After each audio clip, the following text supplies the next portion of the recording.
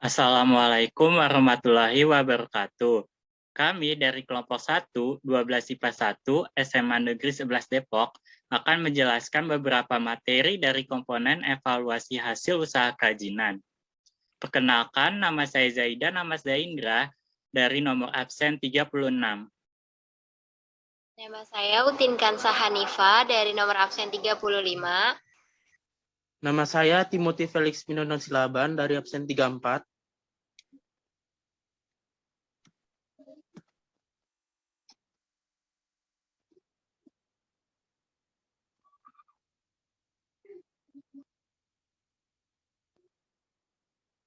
Evaluasi usaha. Evaluasi usaha merupakan aktivitas yang bertujuan untuk melakukan analisis kinerja suatu usaha bisnis. Evaluasi usaha memiliki prinsip dasar, yaitu membandingkan rencana usaha yang telah dibuat sebelum kegiatan usaha dilaksanakan.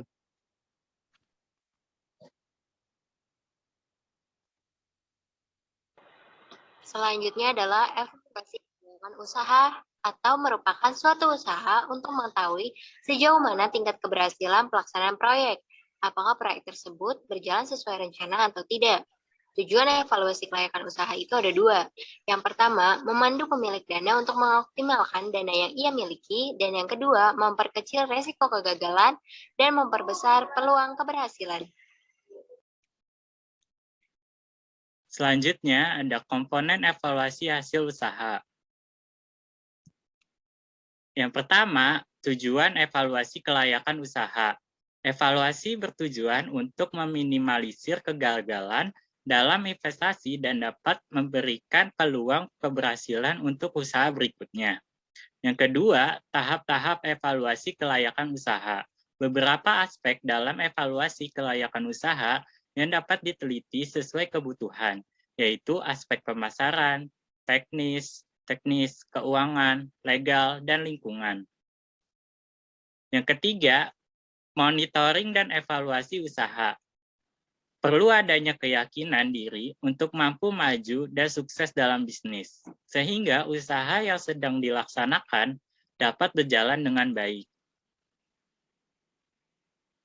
Lalu, kapan sih waktu yang terbaik untuk melakukan evaluasi usaha? Nah, yang pertama, secara rutin atau berkala. Evaluasi ini mencangkup evaluasi bulanan, triwulan, dan tahunan. Yang kedua, secara insidental. Evaluasi ini dilakukan setiap saat apabila terjadi masalah yang dirasa cukup untuk signifikan pada suatu usaha.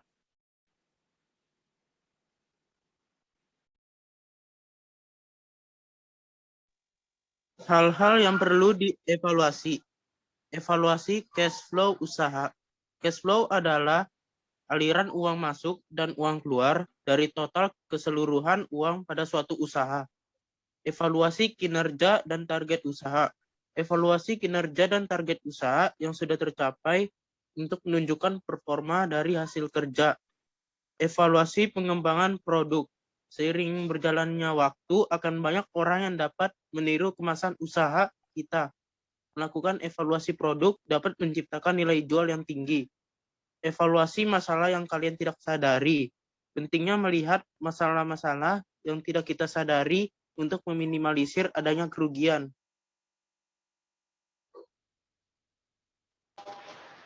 Yang selanjutnya adalah permasalahan usaha kerajinan pasar lokal dan solusinya. Yang pertama ada minimnya modal usaha. Permasalahan UKM paling mendasar adalah minimnya modal usaha. Akibatnya, para pengusaha tidak bisa menaikkan jumlah produksinya untuk mencapai omset yang lebih banyak. Cara mengatasinya adalah kalian harus mengumpulkan modal usaha terlebih dahulu dan memanfaatkan berbagai lembaga pendanaan yang menawarkan modal pembiayaan berbasis sistem equity crowdfunding, dan melalui fasilitas ini kalian bisa mendapatkan modal usaha dari orang-orang yang berminat untuk membiayai suatu usaha kecil menengah.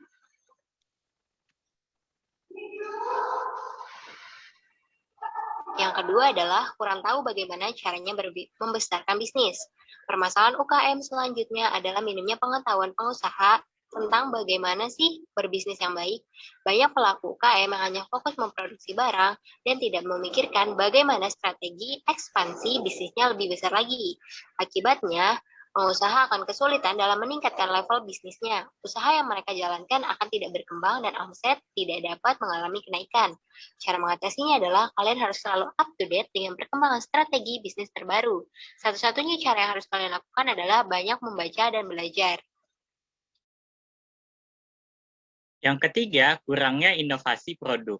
Dalam meningkatkan daya saing bisnisnya, seorang pengusaha UKM juga sering mengalami kendala dalam melakukan inovasi produk. Salah satu penyebab sulitnya produk UKM bersaing di pasar mancanegara adalah rendahnya daya saing produk. Apalagi jika dihubungkan dengan harga yang ditawarkan produk. UKM Indonesia masih jauh dari kualitas yang ditawarkan produk luar negeri. Nah, cara mengatasinya adalah meningkatkan daya saing produk. Para pelaku UKM harus lebih kreatif dan inovatif dalam memproduksi barang.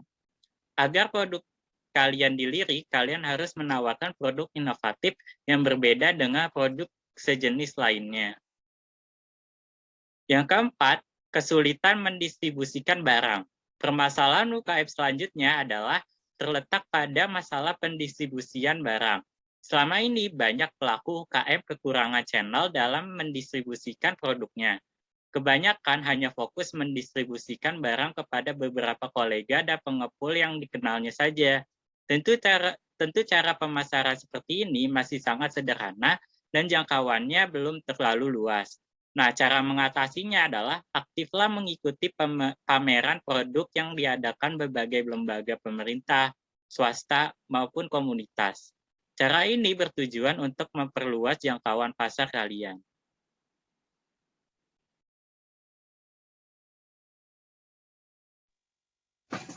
Kelima, belum memaksimalkan pemasaran online. Permasalahan UKM yang kelima ini masih berhubungan erat dengan poin keempat, yaitu sulitnya mendistribusikan barang. Salah satu faktor yang menyebabkan pendistribusian barang UKM kurang meluas karena pengusaha belum melakukan pemasaran online. Beberapa pelaku UKM sudah memasarkan produknya secara online melalui media sosial, situs marketplace, dan lain-lain. Akan tetapi dalam prakteknya masih kurang maksimal, sehingga hasil pemasaran online yang didapat pun kurang maksimal. Cara mengatasinya, untuk memaksimalkan pemasaran online, hal utama yang harus dilakukan pengusaha UKM adalah memilih saluran pemasaran online dengan tepat. Kemudian fokus memasarkan di saluran tersebut. Misalnya, seorang pengusaha kerajinan tangan sebaiknya memasarkan produknya melalui Instagram sebagai permulaan dan fokus memasarkan di satu saluran saja. Dan lakukan optimasi secara berkala agar pemasaran di saluran tersebut menghasilkan peningkatan. Membuka peluang reseller atau dropshipper juga tidak ada salahnya untuk kalian coba. Dengan semakin banyaknya orang yang mempromosikan produk kalian, maka peluang terjadinya penjualan pun semakin besar. Keenam, tidak adanya nama merek adalah permasalahan UKM yang cukup serius. Salah satu permasalahan UKM yang sering luput dari perhatian pengusaha UKM adalah merek dagang. Belum banyak pelaku UKM yang sadar akan pentingnya branding bagi produk dan juga usahanya. Sehingga kebanyakan pelaku UKM hanya fokus menjual, tanpa memikirkan bagaimana kualitas merek dari produknya. Padahal menjaga kualitas branding sangatlah penting dalam upaya membesarkan bisnis UKM. Dengan kualitas branding yang baik, suatu produk akan lebih mudah diingat khalayak, sehingga peluang terjadinya penjualan pun semakin besar.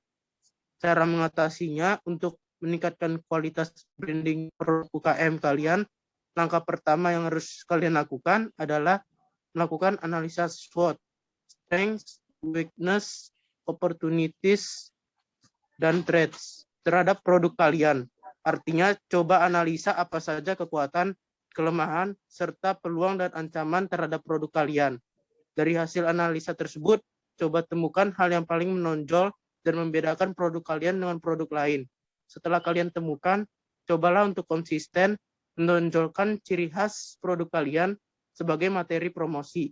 Dengan mempertahankan konsistensi ciri khas produk kalian, inilah yang akan menentukan bagaimana kualitas merek kalian.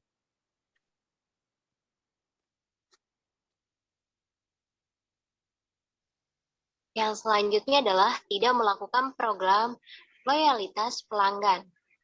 Atau tidak adanya program loyalitas pelanggan juga menjadi permasalahan UKM yang cukup krusial. Kebanyakan pelaku UKM belum memiliki perhatian yang besar dalam membuat program loyalitas pelanggan, mulai dari promo reguler, pendaftaran member, hingga komunitas pelanggan. Padahal menjaga loyalitas pelanggan sangatlah penting. Semakin sering pelaku UKM melakukan program loyalitas pelanggan, maka loyalitas pelanggan pun akan semakin menguat. Dengan begitu, pelanggan akan lebih sering melakukan repeat order dan bahkan dengan sukarela mempromosikan produk kalian dari mulut ke mulut. Cara mengatasi untuk hal seperti ini adalah coba luangkan waktu sejenak untuk memikirkan ide besarnya. Kalian bisa mulai dengan cara mengadakan promo, atau diskon, cashback, giveaway, dan lain-lain. Selanjutnya, cobalah merencanakan pendaftaran member untuk pelanggan setiap produk kalian.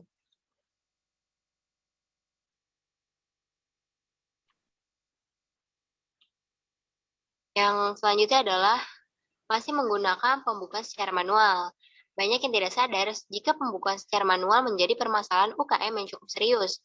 Pembukuan secara manual dapat mengakibatkan terjadinya kehilangan, kerusakan, dan bahkan kesalahan pencatatan, sehingga pengusaha tidak bisa menganalisa hasil penjualannya secara tepat.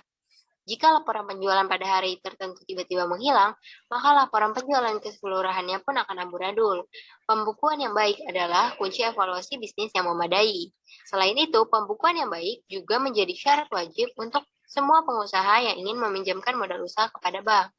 Dan untuk mengatur hal seperti ini, kalian cukup melakukan pembukuan usaha setiap harinya. Tinggalkan cara manual dan mulailah melakukan pembukuan secara otomatis dengan bantuan software. Yang kesembilan, tidak memiliki mentor. Tanpa memiliki mentor bisnis, seorang pengusaha UKM akan kesulitan dalam mengembangkan bisnisnya lebih besar lagi. Pengetahuannya seputar bisnis menjadi terbatas dan dia akan kesulitan dalam melakukan inovasi produk. Cara mengatasinya, untuk mengatasi permasalahan UKM yang satu ini, maka kalian harus memiliki mentor bisnis yang bisa membimbing kalian lebih baik lagi dalam menjalankan usaha. Memiliki mentor bisnis tidak berarti mengharuskan kalian untuk bersekolah bisnis atau bergabung dengan pelatihan eksklusif khusus pebisnis. Yang terpenting, kalian harus tetap aktif untuk belajar keilmuan bisnis dari ahlinya. Bagaimana caranya? Kalian bisa belajar dari buku, situs berita, atau media sosial para ahli bisnis. Dan yang terakhir, tidak memiliki izin usaha resmi. Tidak adanya izin usaha resmi dapat menghambat laju usaha kalian.